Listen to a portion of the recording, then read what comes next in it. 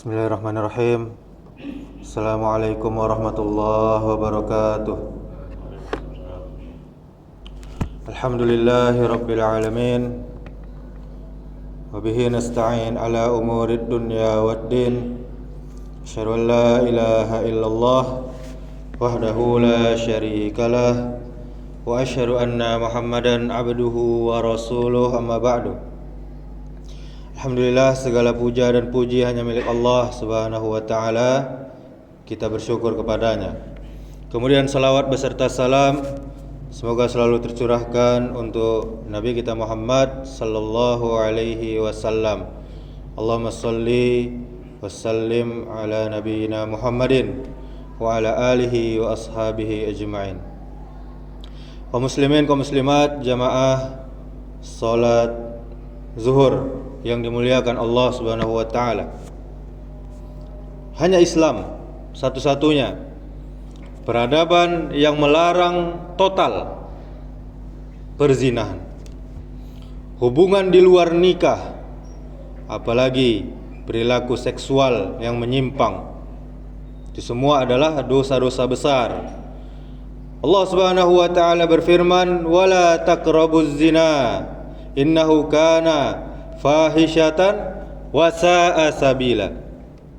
Janganlah kalian mendekati zina. Sungguh zina itu adalah perbuatan keji dan jalan yang sangat-sangat buruk.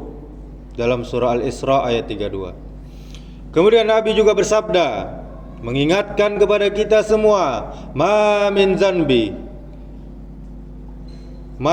zanbin ba'da asyirki billahi a'zamu indallahi min nutfatin wada'aha rajulun fi rahimin la tahillu lahu.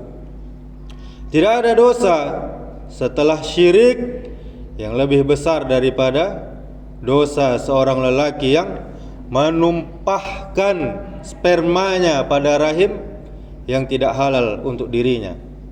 Jadi menurut hadis ini, dosa besar adalah syirik, kemudian berzina. Hadis riwayat Ibnu Abi Ad-Dunya.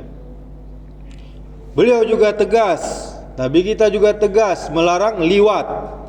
Apa itu liwat? Yakni hubungan sesama jenis, homoseksual maupun lesbian.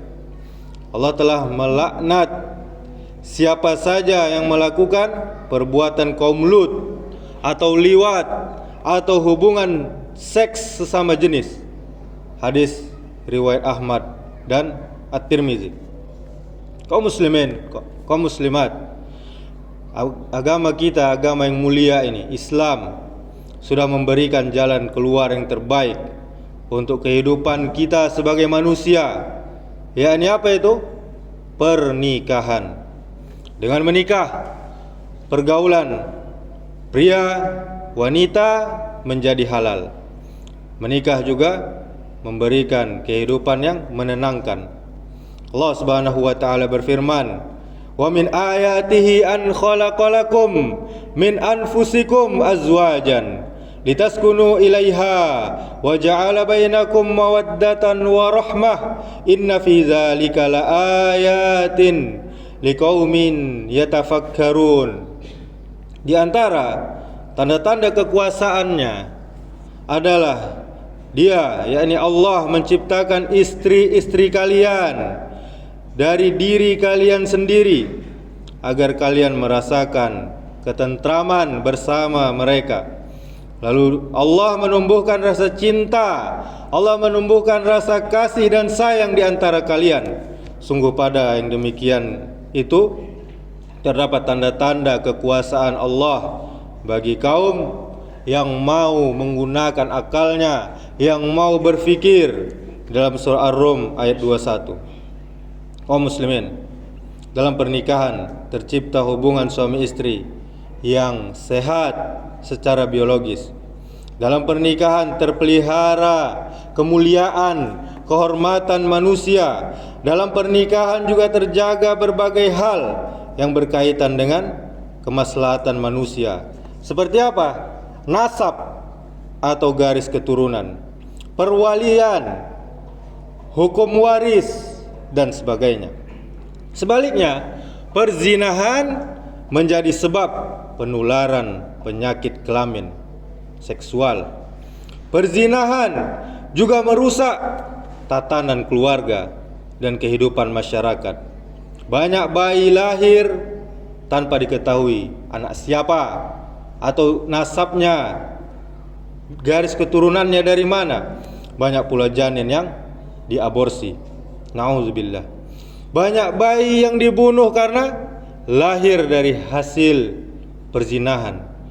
Perzinahan juga merusak hukum nasab, merusak hukum perwalian, waris, dan sebagainya.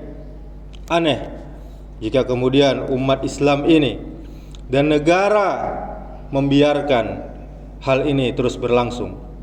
Apa solusi dari zina dari Islam?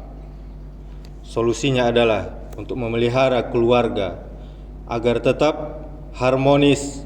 Maka keluarga dan negara wajib memberikan pendidikan, mengedukasi para pemuda agar mempunyai bekal berupa ilmu menuju pernikahan. Dengan itu pasangan suami istri terhindar dari konflik dalam rumah tangga dan jauh-jauh dari kata talak atau cerai. Kemudian apalagi solusinya? Hendaknya negara melarang berbagai aktivitas yang membuka peluang perzinahan. Seperti apa? Khalwat, ikhtilat, campur baur antara laki-laki perempuan yang terlarang. Seperti kita lihat di pesta-pesta, di klub malam, tidak ada larangan dari pemerintah, serta berbagai hal yang menciptakan dorongan seksual, semisal konten pornografi dan porno aksi.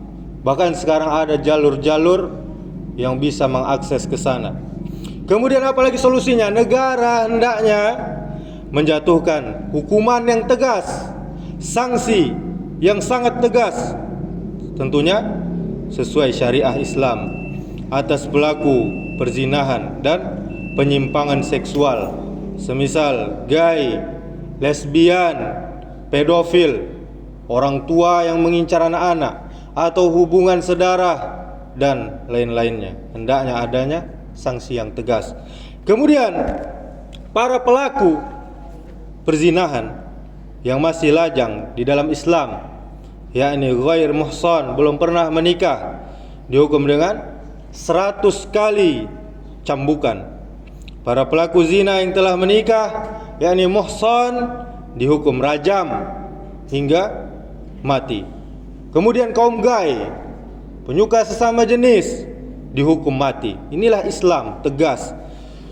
Di dalam penerapan hukuman ini, negara tidak perlu menunggu delik aduan dari pihak manapun, tidak perlu. Selama ada pembuktian sesuai syariah, maka pengadilan dapat menjatuhkan sanksi tersebut. Adanya 4 orang saksi pria yang menyaksikan perbuatan zina tersebut, atau adanya pengakuan dari pelaku yang melakukannya, sudah cukup bagi negara untuk menjatuhkan sanksi tersebut. Kemudian kaum muslimin, apa hikmahnya? Nabi bersabda, "Idza zahara az-zina war riba fi qaryatin faqad ahallu bi anfusihim azaballah." Jika zina dan riba sudah merajalela di suatu negeri, sungguh penduduk negeri itu telah menghalalkan azab dari Allah Subhanahu wa taala untuk diri mereka sendiri. Hadis riwayat Al-Hakim. Demikianlah, semoga yang singkat ini bermanfaat. Subhanakallahumma wa bihamdika, asyhadu an la ilaha illa anta, astaghfiruka wa atubu ilaik. Assalamualaikum warahmatullahi wabarakatuh.